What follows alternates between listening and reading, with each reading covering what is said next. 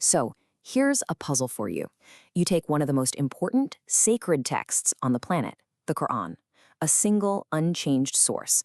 But then two different translators in our modern era look at that exact same text and come up with two English versions that are, well, worlds apart. How is that even possible? That's exactly the mystery we're going to unravel today. Yeah, this is the big question, right? And we're not just talking about swapping a few synonyms here and there. This goes way deeper. We're talking about how a divine text, one that millions believe has been preserved perfectly for centuries, can pass through the lens of two different people and come out looking like two completely different roadmaps. It's a huge deal, a real high-stakes game of faith, language, and, well, what the translator is ultimately trying to do. All right, so let's meet our two main players. At the center of this whole thing are two men, Safi Kaskas and Dr. Shabbir Ahmed. You can think of one as the bridge builder, trying to connect different cultures.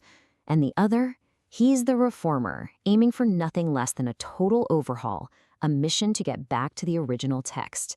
You can already tell their goals are on a collision course, and that changes everything. And here they are, the fruits of their labor. First up, you've got Safi Kaskas's work called The Qur'an, A Contemporary Understanding. See, the title itself gives you a hint. It's all about making it relevant for right now. Then, on the other side, you have Dr. Shabbir Ahmed's version, The Qur'an as it explains itself. Now that is a bold claim, isn't it? It's basically a mission statement right there on the cover, a huge clue to how he approaches the whole project. So this really gets down to the why. What's the end game here?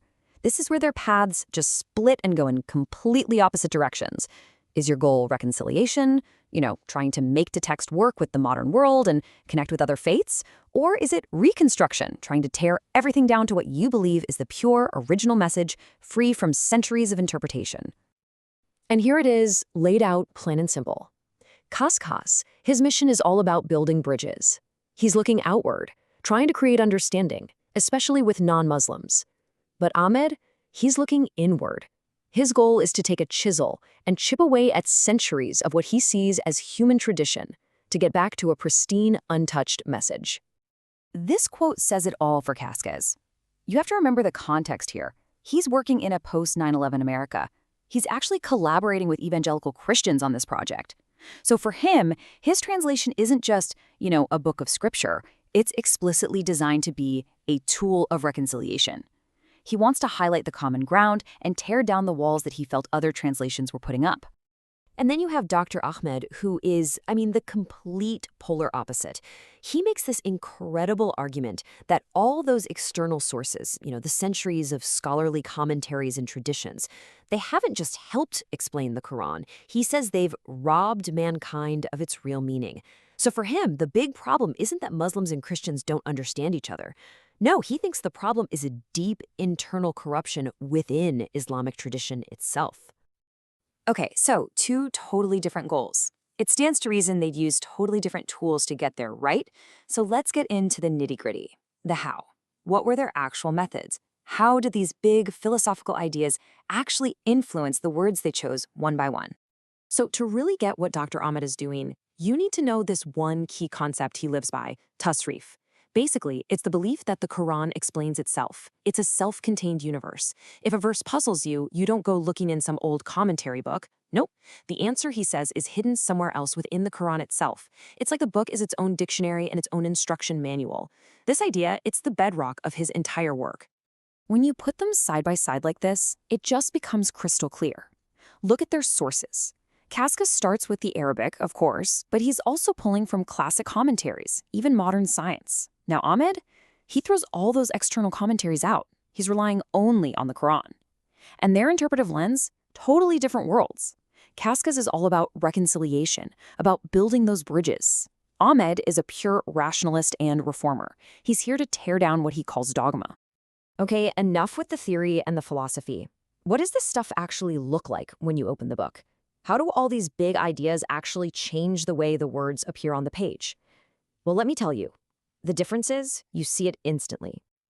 If you open up Kaskaras's translation, it feels familiar, especially if you're used to reading Western books.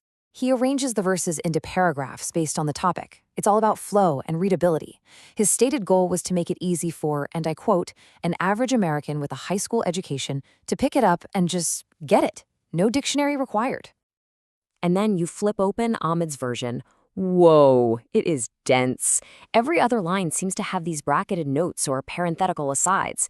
You quickly realize you're not just reading a translation of the text, you're reading his commentary, his interpretation woven directly into the verses. It's not a book, it's more like a guided tour with the translator whispering in your ear the whole time. Okay, let's take a really concrete example. A word that is absolutely central to Islam, salat. For more than 1 billion Muslims around the world, this word means one thing: the 5 daily ritual prayers.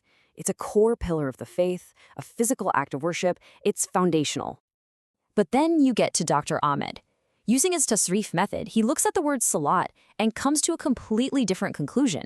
For him, it has nothing to do with ritual prayer. Instead, he translates it as following divine commands. It becomes this broad ethical principle, not a physical ritual at all. I mean, think about that.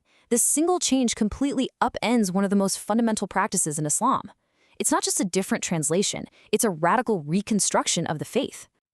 But just when you think they couldn't be more different, there's this really fascinating twist. They actually agree on something, and that something is modern science. It's wild. Kaskas pulls in NASA data to argue that one chapter is actually describing a pulsar. And Ahmed, the guy who throws out centuries of Islamic scholarship, has no problem referencing the Big Bang Theory in his notes. It seems for both of them, science isn't an enemy of faith. It's a key to unlocking the text's deeper meanings.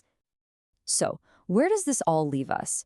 You have 2 translators. They start at the exact same point, the Arabic text of the Qur'an. But they end up taking us down 2 completely different paths. One path leads to a bridge connecting different faiths.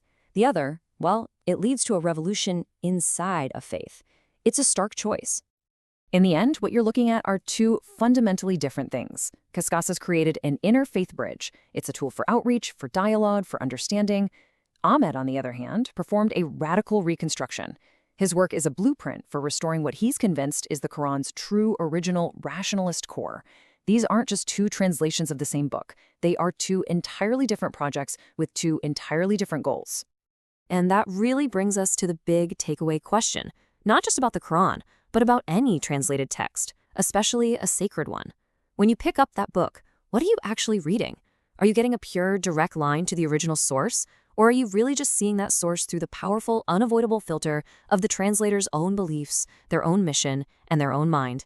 Something worth thinking about next time you pick one up.